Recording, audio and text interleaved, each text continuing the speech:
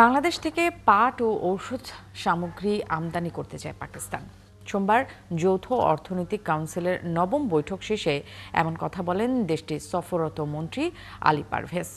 আর অর্থ উপদেষ্টা ডক্টর সালেউদ্দিন আহমেদ জানান, ওই বৈঠকের ফলে দুই দেশের বাণিজ্যিক দুয়ার আরও উন্মোচিত হবে।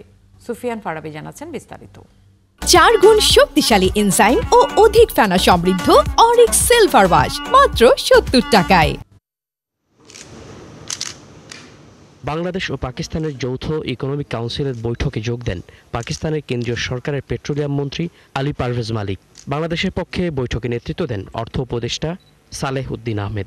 ঘণ্টাব্যাপী রুদ্ধদ্বার বৈঠকে কৃষি, ফার্মাসিউটিক্যাল, তথ্য প্রযুক্তি সহ নানা প্রসঙ্গ স্থান পায়। পরে বিএসটিআই ও Pakistan standard and quality control অথরিটির সঙ্গে একটি সমঝোতা স্মারক সই হয়। এর ফলে দুদেশের মধ্যে হালাল পণ্য আমদানি ও রপ্তানি বাড়বে। গণঅভ্যুত্থানের পর থেকেই পাকিস্তানের সাথে বেশ উষ্ণ সম্পর্ক চলছে অন্তর্বর্তী সরকারের। পাকিস্তানের মন্ত্রীর আভাস, তাদের প্রধানমন্ত্রী বাংলাদেশ সফরে আসছেন।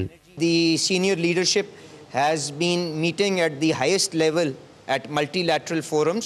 So as per the availability and convenience of the leadership of both the countries, we will inshallah build on this positive momentum. আর অর্থ উপদেষ্টা বলেন, আলোচনা হয়েছে দুদেশের জনগণের অতি প্রয়োজনীয় জিনিসগুলো নিয়ে। দীর্ঘদিন পর এই বৈঠকে সন্তুষ্ট ঢাকা। আমরা এগুলো আলাপ করি, প্রত্যেকটাই কিন্তু দুইটা দেশের জন্য, মানুষের জন্য অত্যন্ত জরুরি।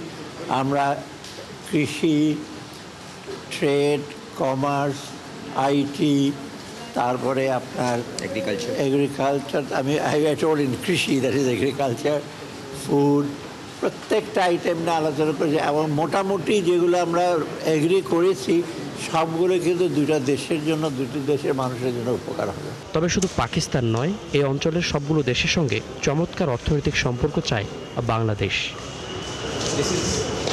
সুফিয়ান ফারাবি, ৭১, ঢাকা।